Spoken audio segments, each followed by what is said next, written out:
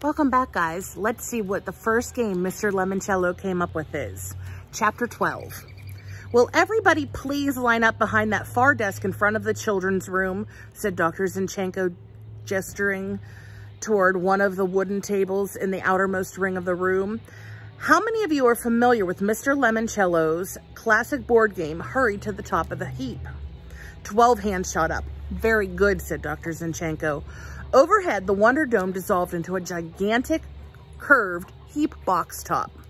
This will be a live, three-dimensional version of that game. Each of you will be asked a trivia question. If you are able to answer it correctly, you will roll the dice and advance the equivalent number of desks. When you return to the starting point, you will move into the next concentric circle of desks. When you complete that ring, you will move into the next, and so on. If one of you makes it all the way to my desk at the center, you will be declared the winner.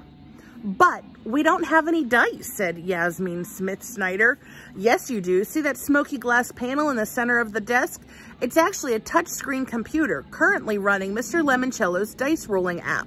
Simply swipe and flick your finger across the glass to toss and tumble the animated dice. Dr. Zinchenko placed a stack of red cards on her desk. She looked like the host of a TV game show. Before we begin, are there any other questions? Charles Chillington raised his hand. Yes, Mr. Chillington? What will the winner win? After all, the prize is the most important part of any game. Kyle didn't totally agree, but he was too excited about playing the game to say anything. Tonight's first prize, said Dr. Zinchenko, is this golden key granting the winner access to Mr. Lemoncello's private and very posh bedroom suite up on the library's 3rd floor. Instead of spending the night on the floor in a sleeping bag, you will be relaxing in luxury with a feather bed, a 72-inch television, and a state-of-the-art gaming console. Okay, Kyle was definitely interested in this particular prize. Judging from the wide-opened eyes and chorus of oohs and wows all around him, so was everybody else.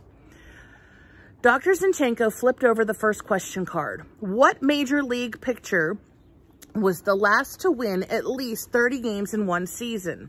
6 players had it wrong before Kyle got it right. Denny McLain. Correct.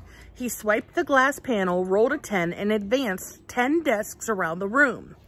What United States Navy ship was once captured by the North Koreans? Miguel nailed that one. The USS Pueblo. He flew 12 spaces around the room. What did Apollo 8 accomplish that had never been done before?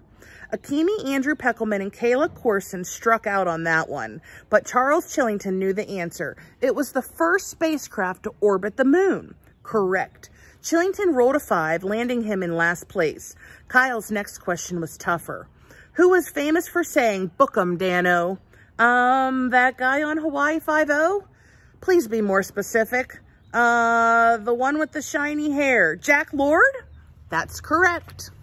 Kyle breathed a sigh of relief. Thank goodness he and his dad sometimes watched reruns of old TV shows from the 1960s. But when he flicked the computerized dice, his luck hit a brick wall. He rolled snake eyes and moved up 2 measly desks. Meanwhile, Miguel went down with a question about Barbra Streisand. Kyle wasn't exactly sure who she was.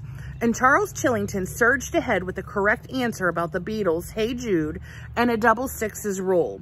As the game went on, Kyle and Chillington, the only players still standing, kept answering correctly and moving around the room until they were both seated at a desk in the innermost ring, only 6 spaces away from Dr. Zinchenko's desk in victory.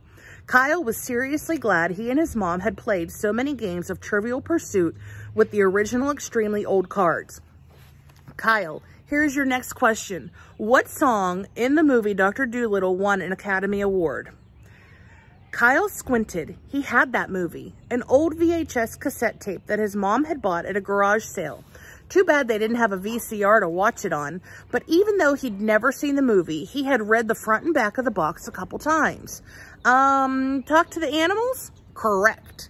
He started breathing again. Roll the dice, please, Mr. Keeley. Kyle did. Another pair of 1s. He moved up 2 spaces. Now he was only 4 desks away from winning. Mr. Chillington, here's your next question. Who was elected president in 1968? I believe that was Richard Milhouse Nixon. You are also correct. Chillington didn't wait for the librarian to tell him to roll the dice. He flicked his fingers across the glass pad. Yes, double sixes again. He moved around the last ring of desks, tapping their tops, counting them off, even though everybody knew his 12 was more than good enough to carry him to the finish line. Congratulations, Mr. Chillington, Dr. Zinchenko said as she handed him the key to the private suite. You are this evening's first winner. Thank you, Dr. Zinchenko. I am truly and sincerely honored. Congratulations, Charles, said Kyle. Way to win. Get used to it, Keeley, he answered in a voice only the other kids could hear. I'm a Chillington. We never lose. So what do you think about that first game?